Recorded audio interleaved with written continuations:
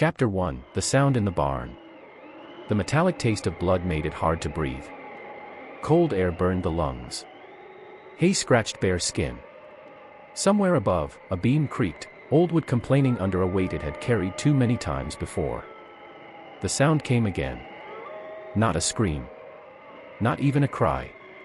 Just a dull, wet impact, iron meeting flesh, followed by the soft, humiliating collapse of a human body that had finally accepted gravity.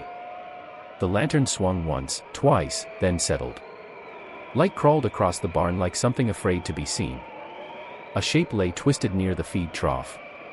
Boots still on.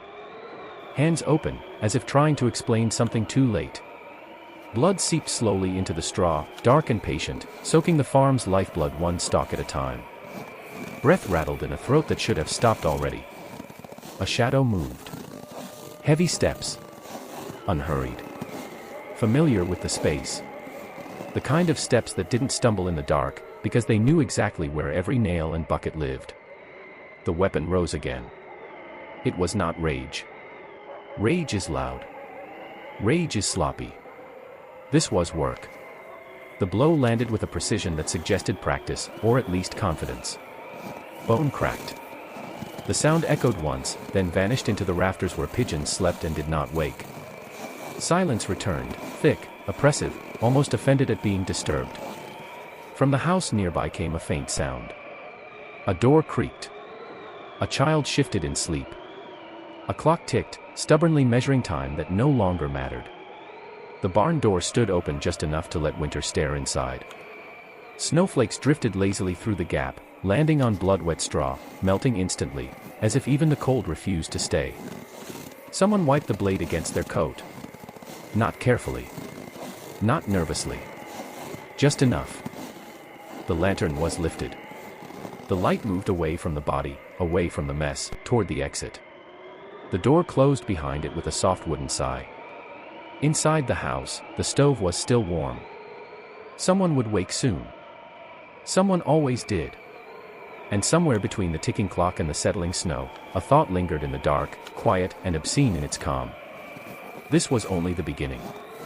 Because someone was still alive inside the house. Chapter 2: What if the monster never left? Morning arrived like it always did in Hinterkaifeck, slowly, reluctantly, as if the sun itself hesitated to look too closely at what the night had done. Snow lay untouched across the fields, smooth and innocent, a white lie stretched thin over frozen earth. Smoke did not rise from the chimney, yet the house did not feel abandoned. It felt paused. Like a breath held too long. A rooster crowed once. No answer followed. Inside the farmhouse, time moved in small, stubborn motions. The clock in the kitchen kept ticking, unaware that it was now the most alive thing in the room. The stove still radiated yesterday's warmth. Bread sat half-cut on the table, the knife resting beside it, exactly where someone had decided to stop. Nothing screamed of violence. Nothing begged for attention. And that was the first mistake. Outside, the snow told a story no one wanted to read. Footprints crossed the yard. Deep. Heavy. Men's boots. They came from the forest edge, straight toward the house. Purposeful. Confident. But there were no footprints leading away. Not one. If this were a simple story, this would be the part where fear arrived. Where villagers whispered and shutters closed early. Where someone ran for help, heart pounding, already half aware of the horror waiting to be found. But fear is a luxury of those who believe the world makes sense. In Hinterkaifeck, people believed in work. In routine. In minding their own business. The Gruber farm had always been strange. Too quiet. Too tense. A place where laughter went to die of embarrassment. If something was wrong there, well, something was always wrong there. Still, days passed. Livestock were fed. The dog barked and then fell silent. Smoke appeared once, faint and brief, as if someone inside remembered a habit but not the reason for it. Neighbors noticed. Of course they did. They simply chose not to notice too loudly. Because here was the uncomfortable question no one dared to say out loud. What if the killer had nowhere to run?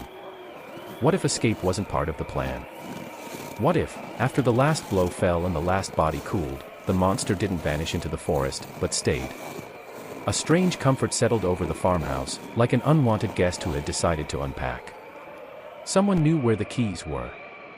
Someone knew how much wood the stove needed. Someone knew the animals' schedules. This was not a stranger passing through. This was someone who understood the rhythms of the place.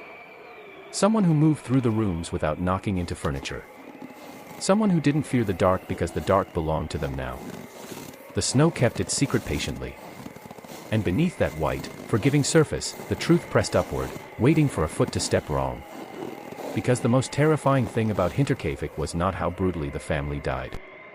It was the possibility that the murderer never really left. And if that was true, then the crime scene was not the barn. It was the house itself. Chapter 3, The Grubers of Hinterkaifeck. Before Hinterkaifeck became a grave, it was a household. And before it was a household, it was a reputation. People spoke of the Grubers in lowered voices, the way one speaks about bad weather or incurable disease. Not with outrage. With resignation. As if this family were something nature had produced and would eventually reclaim. Andreas Gruber ruled the farm the way winter rules a field, without discussion. He was a thick man, broad in the shoulders, permanently hunched as if the world had been pressing down on him since birth. His beard smelled of tobacco and sour milk. His hands were always dirty, even after washing, as if the earth had decided to keep him. When Andreas walked, he dragged one foot slightly behind the other. Not from injury. From certainty. He had nowhere to hurry to. He spoke little. When he did, it was not conversation. It was instruction.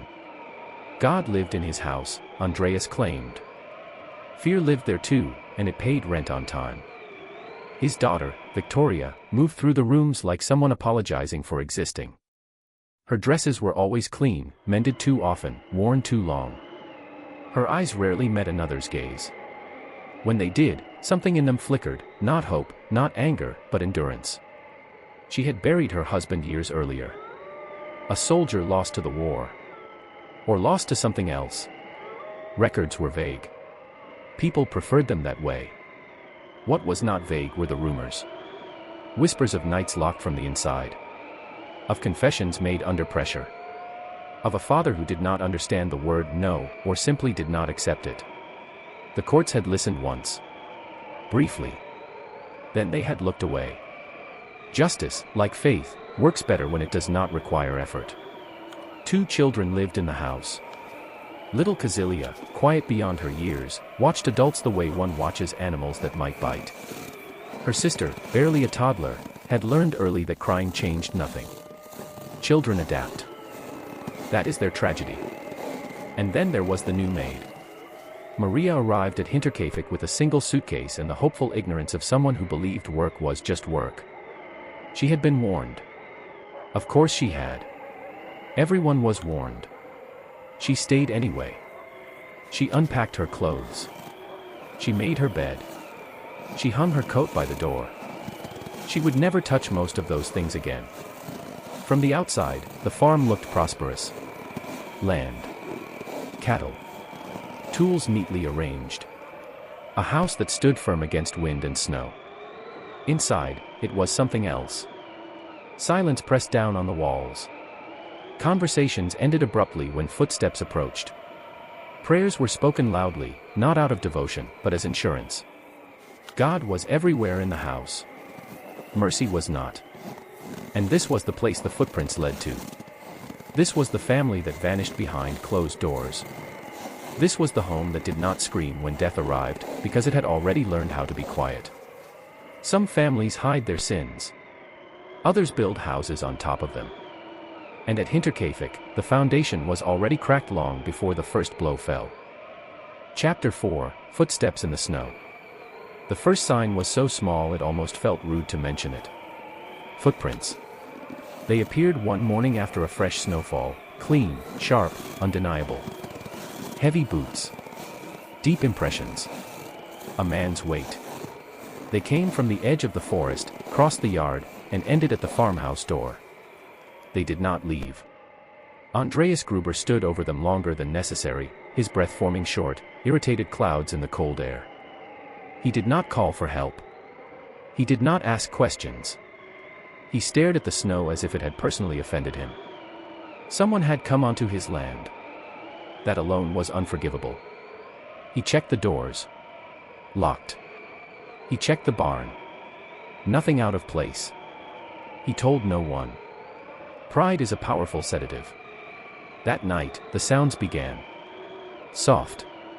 Measured. Almost polite. Footsteps above the ceiling. Slow pacing on the attic floor. A pause. Then movement again. The kind of sounds that suggest someone is not lost, just thinking. Andreas lay awake, jaw clenched, counting the seconds between each noise. The house shifted as it always had, beams adjusting to the cold, wood remembering its age. He told himself that was all it was. Old houses make old sounds. But houses do not breathe. The maid mentioned it first. Carefully. Over breakfast. Eyes down. Voice too casual.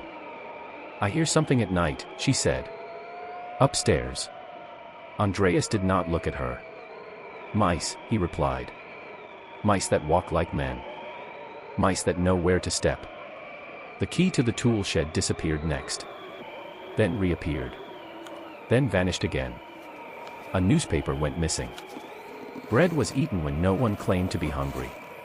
Small things. Insignificant things. The kind of things that make you doubt your own memory before you accuse reality. Victoria noticed too. She always did. She noticed how the air in the house felt occupied even when rooms were empty. How silence no longer meant safety, only anticipation. She crossed herself more often. Not out of faith. Out of habit. One evening, Andreas climbed into the attic with a lantern and a length of rope. He found nothing. No man. No animal. No sign of intrusion. Except for an indentation in the hay. Someone had been lying there. Someone had been listening. The lantern trembled slightly in his hand. Just once. He told himself it was the cold. He said nothing to the neighbors. Nothing to the police. Nothing to God. Because Andreas Gruber believed in two things above all else. Control. And ownership. He believed the house was his. The land was his. The people inside were his. And if something was watching from above, then it would learn its place. That was Andreas's mistake. He believed in God. He truly did. He just didn't believe God would knock first. That night, as snow began to fall again, soft and forgiving, someone moved through the house without fear. Someone knew where the stairs creaked and where they did not. Someone waited. And somewhere in the dark, patience sharpened itself into certainty. Because the catastrophe had already been invited inside. It was simply waiting for the right moment to begin. Chapter 5, 6 Bodies and No Witnesses. They came because the mail stopped. That was all it took. No screams had echoed across the fields. No smoke had drawn attention. No one had run through the village shouting about murder. Hinterkaifeck did not announce its tragedy with drama. It waited until routine itself noticed something was wrong. Letters piled up. Bread deliveries went untouched. Children did not appear at church. Absence, unlike violence, is impossible to ignore forever. On the afternoon of the fourth day, 2 neighbors walked up the path to the farmhouse. Their boots sank into thawing snow. The air smelled faintly of smoke and livestock, normal smells, comforting even. One of them joked that Andreas was probably being difficult again. The other laughed. Quietly. The joke died first. The barn door was ajar. Inside, the smell changed. Not immediately. Death rarely announces itself with courtesy. It seeps. It waits until your body understands before your mind does. They saw the legs first. Then the coats. Then the way the bodies were stacked, not dumped, not hidden, arranged. As if someone had taken care. 4 of them lay in the barn. Andreas. Victoria. Little Kazilia. The maid, Maria, who had not even lived there a full day. Their faces were unrecognizable. Skulls crushed inward. Hair stiff with frozen blood. A mattock lay nearby. A tool designed for farming. For breaking soil. It had done its job well. No one screamed. They stood very still, like men afraid movement might make it real. Inside the house, it got worse. The toddler lay in her crib. Covered. Carefully. As if someone had tucked her in after finishing. Upstairs, another body. The child who had hidden. Who had survived the barn only to die later, alone, confused, terrified. Her fingernails were torn. The mattress was soaked. She had lived for hours. The police arrived late and unprepared. They were not trained for this. No one was. The crime scene was treated like a curiosity, not a catastrophe. People walked through the house freely. Touched the bodies. Picked up the weapon. Someone even fed the animals, because leaving cows unfed felt worse than contaminating evidence. Order must be preserved. Even if truth is not. The official report would later note something unsettling. The stomach contents suggested meals had been eaten after the murders. Someone had cooked. Someone had slept. Someone had stayed. 6 bodies. No witnesses. And yet, the house did not feel empty. It felt used. The clocks were still ticking. The stove was warm enough to suggest recent care. A bowl sat in the kitchen, rinsed, upside down, drying. Death had moved in, and then carried on. The villagers whispered. The police argued. The newspapers sharpened their language, careful not to ask questions that pointed too close to home. Because if this had been a crime of passion, it would make sense. If it had been robbery, there would be a motive. But nothing was missing. Money lay untouched. Valuables ignored. This was not theft. This was not rage. This was something else entirely. And as the bodies were removed, one by one, wrapped and carried out under a sky that refused to react, a single thought crept quietly into the investigation, unwelcome and persistent. Whoever did this had time. And whoever had time had confidence. Which meant the killer had never been afraid of being caught. Because maybe, just maybe, there had never been a reason to leave at all. And somewhere, beyond the questions no one wanted to answer, the truth waited patiently. Just like it always had. Chapter 6, The Investigation That Went Nowhere. The investigation began the way most disasters do, with confidence. Too much of it. Uniforms filled the yard. Boots trampled snow, mud, and what little evidence had survived the first curious neighbors. Men with notebooks nodded gravely, as if seriousness alone could summon answers. It could not. The local police were joined by detectives from the city. Men who smelled of ink, wool coats, and ambition. They asked questions loudly. They took notes aggressively. They disagreed constantly. Everyone wanted to be the one who solved Hinterkaifeck. No one wanted to understand it. Witnesses were questioned. Then questioned again. Then contradicted by their own neighbors. Timelines blurred. Alibis softened under pressure and hardened under scrutiny. Memory became flexible, a trait it develops when fear enters the room.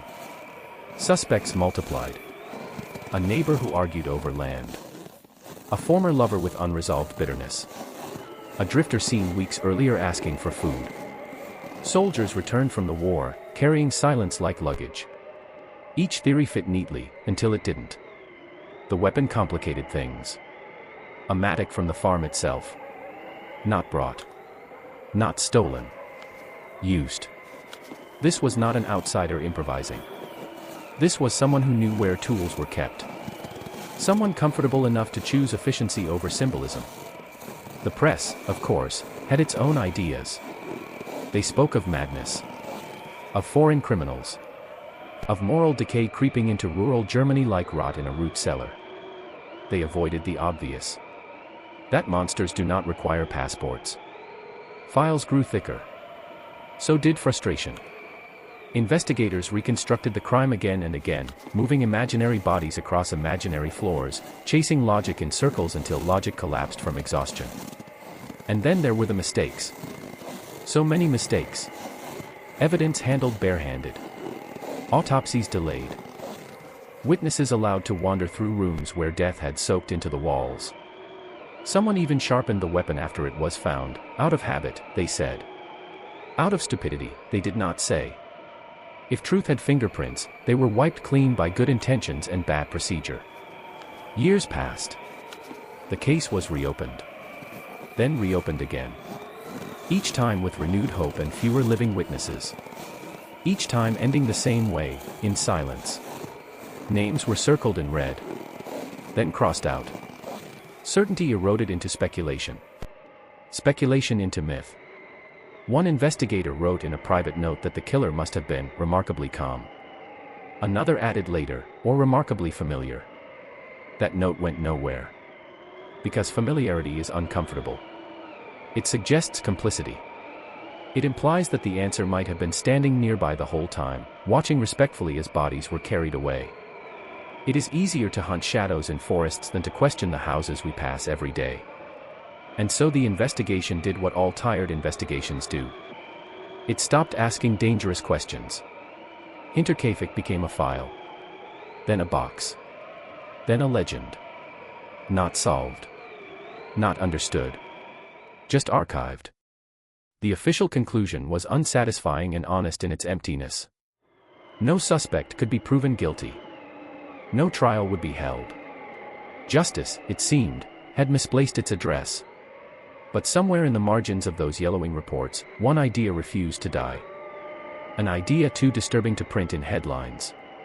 What if the killer was never unknown? What if he was simply unprovable? What if the problem was not a lack of suspects, but an excess of proximity? Because when everyone knows you, no one truly sees you. And somewhere between theory and denial, Hinterkaifeck slipped quietly from a crime into a cautionary tale, one about how thoroughly the truth can vanish when too many people touch it. But the story was not finished. It was only changing shape. Because there was still one question no report could bury. Who had lived there after everyone else had died? Chapter 7, The Men Who Might Have Lived There. The most terrifying theory did not come from a newspaper. It came from the autopsy. Stomach contents do not lie. They do not speculate. They do not care about reputation or discomfort. They simply tell you when someone last ate. And according to the reports, food had been consumed after the murders. Not before. Not during. After. Which meant that when the last breath rattled out of the final chest, someone remained behind, hungry, calm, unafraid. Someone lit the stove. Someone cut bread. Someone sat at the table where a family had once prayed badly and feared well. This was not survival. This was routine. The house bore quiet evidence of occupation. Ash in the hearth. Warmth lingering longer than it should have. Animals fed on schedule, because neglect would have drawn attention. Whoever stayed understood something simple. Chaos attracts people. Order keeps them away. In the attic, investigators later noticed something that did not make it into the headlines. An impression in the hay. Subtle. Human-shaped. As if someone had lain there, listening. Waiting. From that position, the entire house could be heard. Footsteps. Whispers. The soft betrayal of floorboards under weight. The sound of a child crying downstairs. It was the perfect place to become invisible. Some theorized the killer hid there before the murders, watching the family for days, maybe weeks. Learning their schedules. Their weaknesses. Their habits. Others suggested something worse. That the killer was not hiding at all. That he belonged there. A former worker. A relative. Someone who did not need to force entry because the house had already learned to accept him. The idea made people uncomfortable. It suggested that evil had not broken in, it had been invited, tolerated, normalized. Black humor crept into the discussions years later, the way it always does when fear ages into folklore.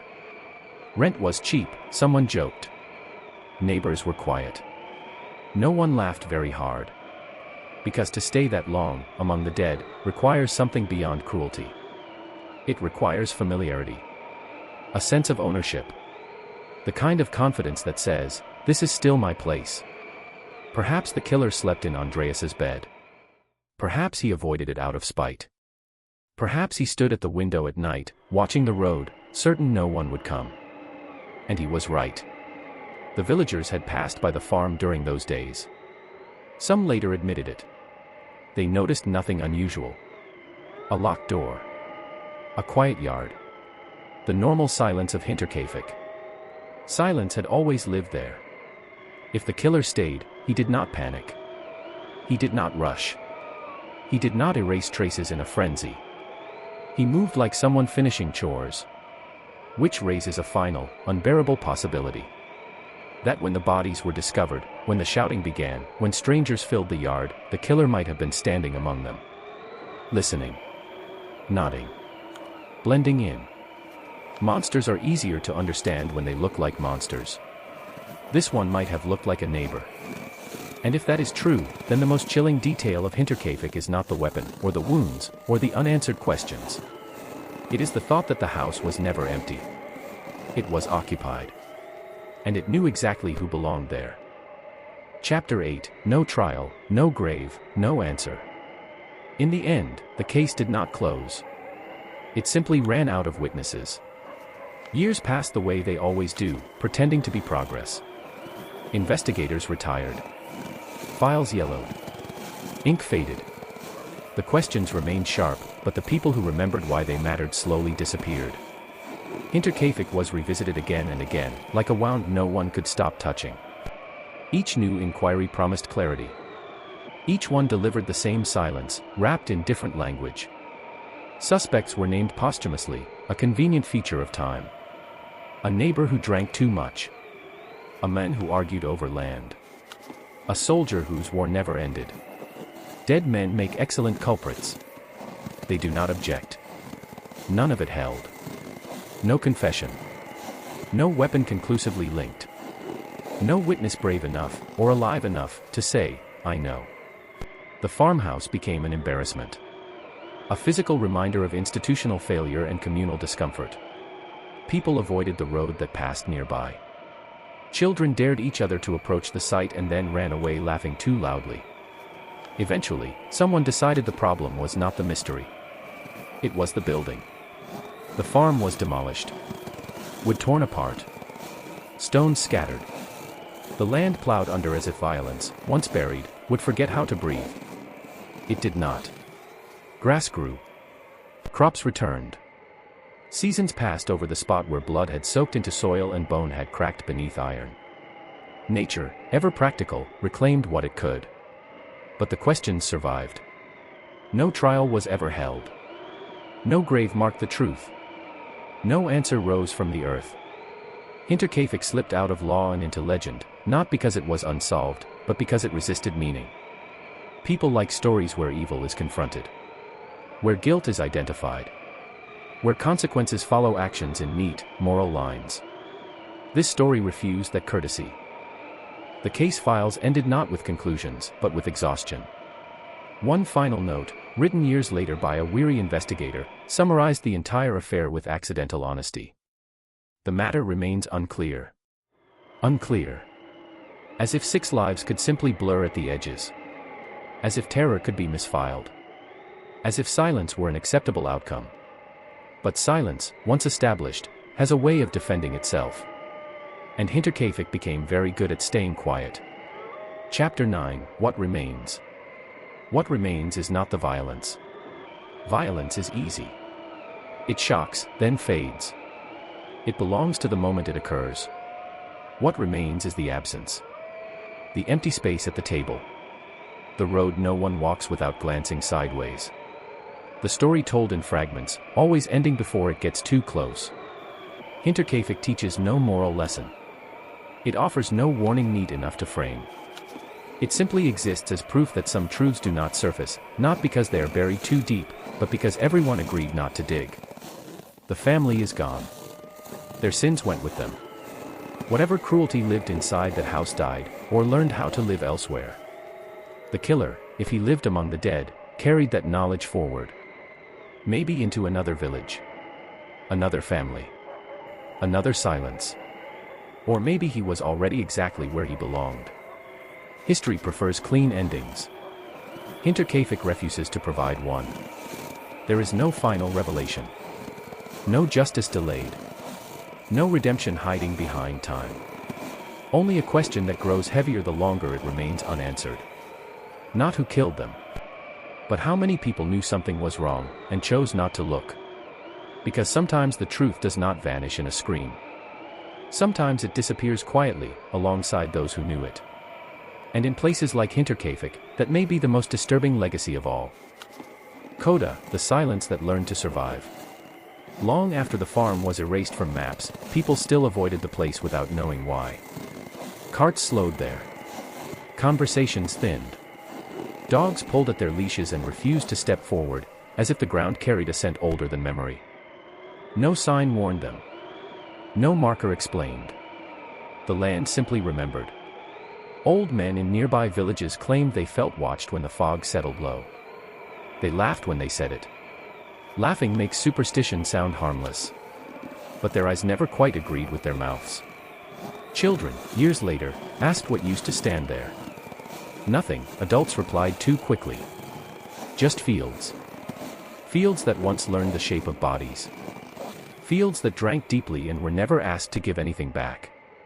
The irony of Hinterkaifeck is not that it produced no answers. It is that it produced too many, and demanded that someone choose one. A stranger with a weapon. A neighbor with a grievance. A family devouring itself from the inside. A man who never left. Each explanation offers comfort to someone. Each absolves someone else. And that is where the story truly ends, not in the barn, not in the house, not even in the investigation, but in that collective decision to prefer uncertainty over responsibility. Because certainty has consequences. Certainty asks who ignored the footprints. Who dismissed the sounds. Who decided that rumors were none of their business. Certainty asks why no one forced the door open sooner. It is easier to let the truth become folklore. Easier to let evil dissolve into mystery. Easier to say we will never know than to admit we might have known, if we had wanted to. The killer was never found. But perhaps that was never the point. Perhaps Hinterkaifeck endures because it exposes something quieter and far less dramatic than murder, the human talent for looking away while telling ourselves we are innocent. Sometimes the truth doesn't die with the victims. Sometimes it survives. It waits. And it learns exactly how much silence it will be allowed to have. The end.